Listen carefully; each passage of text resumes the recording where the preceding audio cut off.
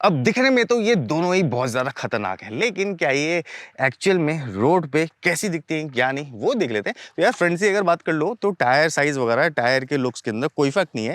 यहाँ पे शॉकर जो है ये नॉर्मल वाले कन्वेंशनल है, ये वाले शॉकर जो है ये मोटे वाले इन्वर्टेड लगे हुए हैं।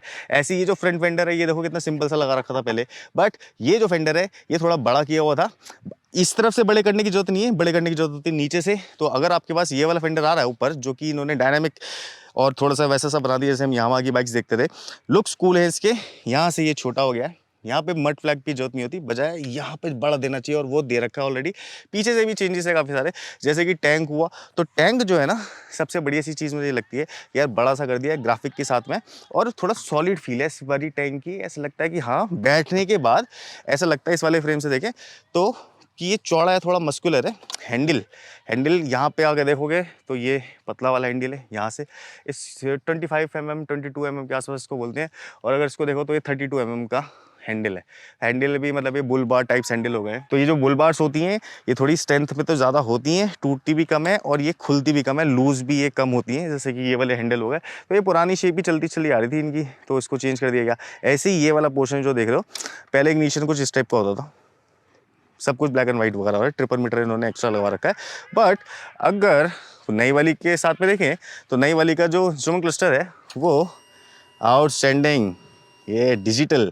और ये यार फर्स्ट इन क्लास है ऐसा वाला इंस्ट्रूमेंट क्लस्टर, अभी तक किसी ने लॉन्च ही नहीं किया जो कि राउंड शेप में हो और इतनी बढ़िया तरीके से। ये TFT रात में तो ये चमकता ही चमकता है, दिन के अंदर भी बहुत अच्छा दिखता है। इसी में ही यहाँ पे जो लाइट थी ना ओल्ड वाली के अंदर, ये येलोइश थोड़ी सी यहाँ पे देख रहे हो तो वाइट वाइट सी चल रही है, ये वाले पोर्शन हल्के हल्के से येलोइश है। ऐसे करके थोड़े से चेंजेस थे इसके अंदर।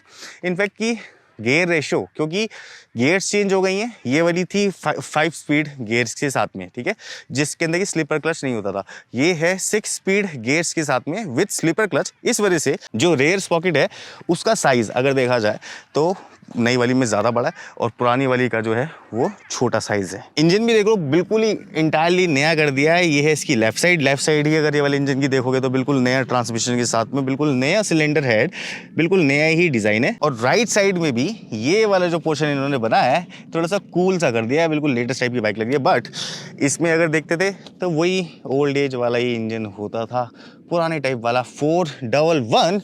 बट सीट के अंदर बहुत ज़्यादा इंक्रीमेंट की गई है। मुझे वैसे ये पुरानी वाली सीट भी बहुत ज़्यादा पसंद थी, बट अगर ध्यान से देखोगे तो ये थोड़ी सी नैरो है। ये नैरो सीट है तो ये कुछ नहीं बट नैरो है। ऐसे ही कुछ होगा, राइडर्स ने बोला होगा, इन्होंने लिया होगा इनपुट, इस सीट को चौड़ा कर दिया यहाँ से, काफ़ी चौड़ी और बिल्कुल ऐसी सी सीट कर दी है कि पैर इसमें फंस जाएंगे। और शेप बहुत अच्छी है यार, कुशनी भी है। ये देखो कितनी कुशनी है इसकी जो रेयर सीट है। ऐसी जो ये वाली सीट है ये ज़्यादा कुशनी थी, बट इसका ये जो ऊपर का फैब्रिक लगा हुआ ना, ये जब गंदा होता है इसको साफ़ करना बहुत मुश्किल होता है। इस बार इन्होंने प्रीमियमनेस और ज़्यादा बढ़ा दी, और प्रीमियमनेस और ज़्यादा बढ़ाने के बाद में जो सीट कवर, जो सीट बनाई है ये बहुत ज़्यादा प्रीमियम कर दी है। इनफैक्ट कि यार साइलेंसर तो इसका ऐसे ही था, ये वाली का इतना बड़ा साइलेंसर होता था। अब साइलेंसर की बात हो जाती है तो एक बार इसको स्टार्ट भी करके दिखा देते हैं, इसका स्टार्टअप देखते हैं।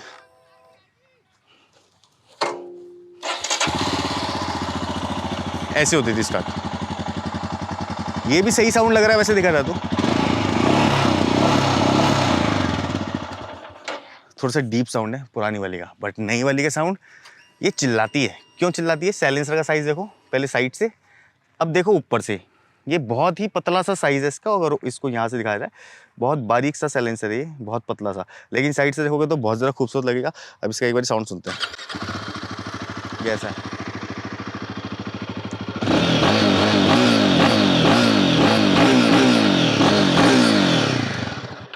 है ना मज़ेदार। ये जो है थोड़ा सा क्विक थ्रॉटल दे रहा है, वो जो है थोड़ा सा स्लो थ्रॉटल देता है। अब ओल्ड मॉडल में ये वाला पोर्शन कुछ ऐसा सा दिखता था, जैसे टॉप बॉक्स की कैरियर, ये वाली लाइट ही होती थी पुरानी वाली, ऐसे करके फेंडर आता था। इसको देख देख के लोग थोड़े से हो गए थे बोर, तो इन्होंने क्या किया इस बारी, इसकी पीछे से हाइट बढ़ाने के लिए, थोड़ा बहुत लुक भी इनहेंस करने के लिए, चाहते तो ये रॉयल एनफील्ड यहाँ पे एक लाइट टांग दे सकती थी, लेकिन लुक्स के साथ में नहीं खेले वो लोग।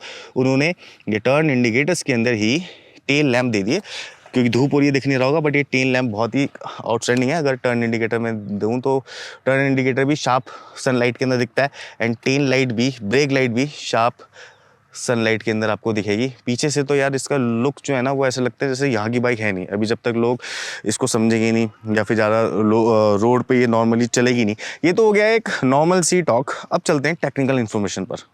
रॉयल एनफील्ड की मोटरसाइकिल्स तो बहुत ही अच्छी होती है, हम सब ने चलाई हैं, अलग अलग टाइप्स की क्रूज़र और ऐसी वाली भी जो कि एडवेंचर टूरर होती हैं। बट अगर आप लोगों के पास में ये ओल्ड हिमालयन है और अपग्रेड करना चाह रहे हो ये वाली पे, न्यू वाली पे, तो इन दोनों में क्या क्या डिफरेंस है और कैसी कैसी है, टेक्नोलॉजी के अंदर क्या डिफरेंस है, इंजन में कौन सी पावर मिलेगी, कैसी पावर मिलेगी, तो क्यों ना एक बार इन दोनों को कंपेरिजन करके आप लोगों को दिखाया जाए। मेरा नाम है Saurabh and you are watching King Indian. अब किसी भी एडवेंचर टूरर मोटरसाइकिल में होती है फ्रंट सस्पेंशन सबसे ज़्यादा इंपॉर्टेंट, क्योंकि झटके सबसे ज़्यादा यही झेलती है। तो इनका जो ट्रैवल है वो तो 200 mm ही है, लेकिन ये जो कन्वेंशनल जो फोक देख रहे हो ना, ये है 41 mm का। और अब जो न्यू वाली हिमालयन आई है इसमें ट्रैवल सेम है, जो कि ये वाला ट्रैवल आप देख रहे हो ये 200 mm का ही है, लेकिन इसके जो फोक की जो विथ है वो बढ़ा दी गई है 2 mm, तो ये 43 mm का इन्वर्टेड फोक बन गया है, यानी कि अपसाइड डाउन फोक मिल गए हैं इसके अंदर, जो कि यहाँ पे ये वाली रॉड होती है और ऊपर पूरा जो सस्पेंशन सेटअप होता है वो। अब यार इस मोटरसाइकिल को ना लोग ऐसी ऐसी टेरेन पे लेके गए हैं जहाँ पे कि बहुत मोटे मोटे गड्ढे होते थे। तो पुरानी वाली जो बाइक है हिमालयन, उसका सस्पेंशन देखो कि कैसा लगा हुआ है, ये वर्टिकली माउंटेड लिंकेज सस्पेंशन है, मोनोशॉक। अब जब हम ये नई वाली मोटरसाइकिल का देखते हैं तो ये देखना थोड़ी टिल्टेड है, इसके अंदर भी लिंकेज ही यूज़ किया हुआ है मैकेनिज्म, बट उसको ऊपर की तरफ निकाल दिया है और कितना सही तरीके से माउंट कर रखा है। अब लिंकेज जो सस्पेंशन काम करती है ना, उसके अंदर हिंजेस होते हैं, तो इसके हिंजेस नीचे की तरफ से दिखेंगे, जो कि बहुत ज़्यादा बॉटम माउंटेड है, तो यहाँ पे पत्थर वगैरह लग जाते थे, लोगों को परेशानी होती थी। और जो इसका ट्रैवल है, यानी कि व्हील कितना ट्रैवल करेगा पीछे से, वो है 180 mm। उसी बीच जब ये वाली बाइक आई तो यहाँ पे ट्रैवल 20 mm के आसपास बढ़ा दिया, लिंकेज सस्पेंशन को इन्होंने थोड़ा सा चेंज कर दिया है और मोटी वाली आर्म्स डाल दी हैं इसके अंदर, थोड़ा ज़्यादा पावरफुल और थोड़ा ज़्यादा अच्छा, ज़्यादा गुड क्वालिटी प्रीमियम बना दिया इसको। और जो इसकी ट्रैवल है वो भी 20 mm बढ़ा के 200 mm कर दी है। अब यार ये एडवेंचर या फिर हम जब रोड पे चल रहे होते हैं तो हमें फ्रंट ब्रेक बहुत ज़्यादा इंपॉर्टेंट होती है हम लोगों के लिए। तो वहाँ पे ना ये वाला जो आप देख रहे हो पुरानी हिमालयन, ये 3 mm डिस्क के साथ में आता है, 2 कैलिपर। जो न्यू हिमालयन है उसमें 320 mm डिस्क मिलती है आपको विद 2 पिस्टन कैलिपर, सेम है और सेम ही माउंटेड है। अब कुछ कंपनीज ये डिस्क को राइट साइड में माउंट करती है, बट रॉयल एनफील्ड हमेशा ही ये लेफ्ट पे ही माउंट करती है। नई वाली में भी इन्होंने इसको लेफ्ट पे ही माउंट किया, बैलेंसिंग या फिर हैंडलिंग को ध्यान में रखते हुए, वो R&D का पार्ट है। ओल्ड हिमालयन में 240 mm का डिस्क मिलता था रेयर में with single piston caliper, but new Himalayan में 270 mm का डिस्क आ गया पीछे, ये भी बढ़ा दिया गया है विद सिंगल पिस्टन कैलिपर के साथ में। मतलब पीछे की क्या होता है कि पीछे की ब्रेक ज़्यादा वैल्यू नहीं रखती, जब भी आपको बाइक रोकनी है तो वो फ्रंट ब्रेक ही अपना काम करती है। बोलते हैं कि 75% ब्रेक आपको फ्रंट लगानी चाहिए, रेयर कम लगानी चाहिए, तो इसलिए सिंगल कैलिपर सिस्टम ही आता है इसके अंदर। अब ये जो आप कंपेरिजन वीडियो देख रहे हो, ये मैं सिर्फ वही चीज़ें बता रहा हूँ जो कि सिर्फ डिफरेंस है, बाकी सारी चीज़ें ऑलमोस्ट सेम ही है। जैसे कि ये व्हील का साइज़ और ये व्हील की हाइट वो है 90-90-21 ओल्ड हिमालयन में भी, बट न्यू हिमालयन के अंदर ऐसा अगर लगता है कि ये कुछ चेंज हुआ है तो नहीं, सेम ही है, वही सेम साइज है 90-90-21।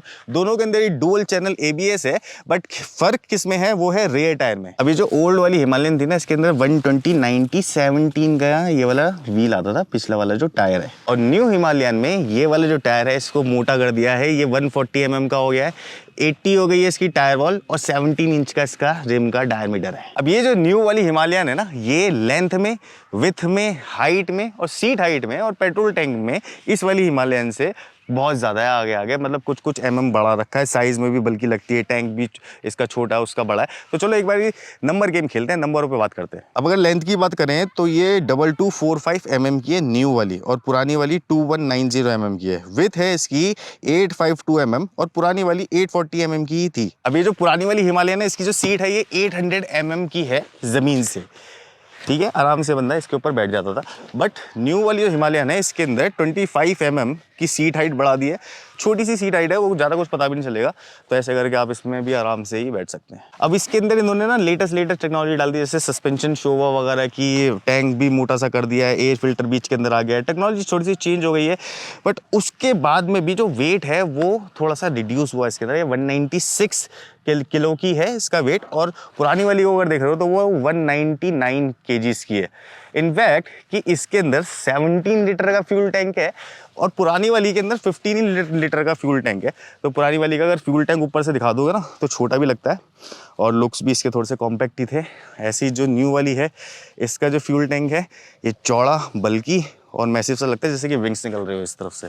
अब एक टेक्निकल टर्म होती है जो कि जिस बोलते हैं व्हील बेस। तो व्हील बेस क्या होता है, दोनों टायरों के बीच का जो स्पेस होता है उसको व्हील बेस बोलते हैं। तो ग्राउंड क्लियरेंस, व्हील बेस वगैरह वो यही होती है, जो ये वाली पार्ट होते हैं ना, इसको ग्राउंड क्लियरेंस और व्हील बेस। ये तो इसका जो व्हील बेस है वो है 1465 mm का, ओल्ड वाली आपको व्हील बेस देती है, एंड न्यू वन जो है वो 1510 mm का व्हील बेस देती है। अब ये ओल्ड वाली में 220 mm की ग्राउंड क्लियरेंस थी। कुछ लोग बोलते थे कि यार हल्का सा बढ़ा दो, हल्का सा बढ़ा दो, तो इस बारी कंपनी ने ये किया कि 10 mm और इसको इंक्रीज कर दिया है, जो कि सस्पेंशन उन्होंने यूज करी है उसकी वजह से। तो ये 230 mm का ग्राउंड क्लियरेंस मिल गया इसको। ओल्ड हिमालयन में 411 cc का इंजन होता था, एयर कूल्ड ही होता था, विद हल्का सा ये ऑयल कूलर दे देते थे ये लोग कि ये ऑयल कूल्ड हो जाएगा, इससे हवा लगेगी। तो इसके अंदर बेसिकली इंजन ऑयल ही होता है, जो कि प्रेशराइज्ड फॉर्म के अंदर ये वाले पाइप से आता है और इसके अंदर बहता है। यहाँ पे हवा लगती है, तो हल्का सा टेम्परेचर के अंदर फर्क आता है, ज़्यादा कोई फर्क नहीं होता।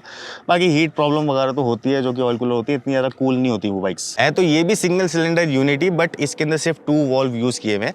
और उस परफॉर्मेंस बढ़ाने के लिए कंपनीज क्या करती हैं कि एयर फ्लो मिक्सचर जो है, एयर फ्यूल मिक्सचर, वो ज़्यादा बढ़ जाता है, तो वॉल्व भी बढ़ जाते हैं और थोड़ा सा ज़्यादा एफिशिएंट बन जाती है मोटरसाइकिल या कोई भी इंजन। तो इसके अंदर 4 वॉल्व है, 452 सीसी का इंजन है इसमें, बट ये जो है ये लिक्विड कूल्ड है।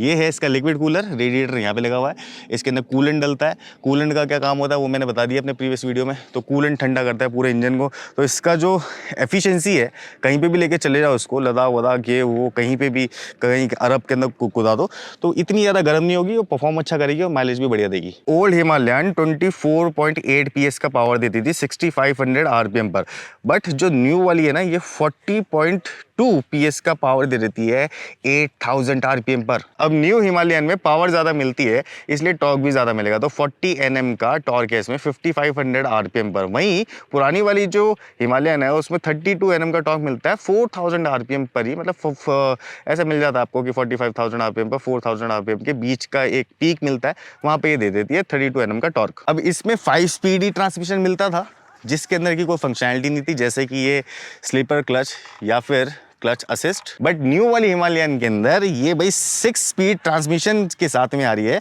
विद असिस्ट, मतलब स्लीपर क्लच भी मिलेगा। पुरानी वाली हिमालयन के अंदर कुछ इंसिडेंट देखे गए थे कि ये यहाँ से टूट जाती थी।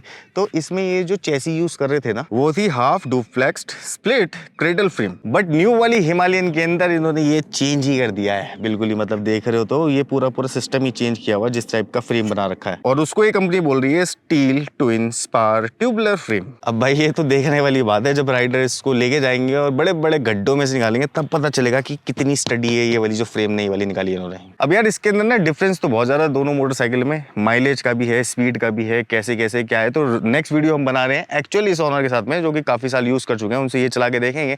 अगर आप इंटरेस्टेड है इसमें तो फॉलो सब्सक्राइब कर लो यार। ऐसे एक चीज़ मैं बता दूँ, जैसे ऐसे कैंपिंग वैम्पिंग वाले का अगर आपको सीन बने, और अगर आप NCR के अंदर रहते हो, तो ये फ्लाई व्हील कैफ़े रोस्टर करके एक कैफ़े है नोएडा के अंदर, आ सकते हो, चेकआउट करो। मेरा काम था वीडियो बना के दिखाना, आपका काम है लाइक सब्सक्राइब शेयर कर जाना। नेक्स्ट वीडियो मिलते हैं, तब तक के लिए keep watching, keep rocking, King Indian, bye bye.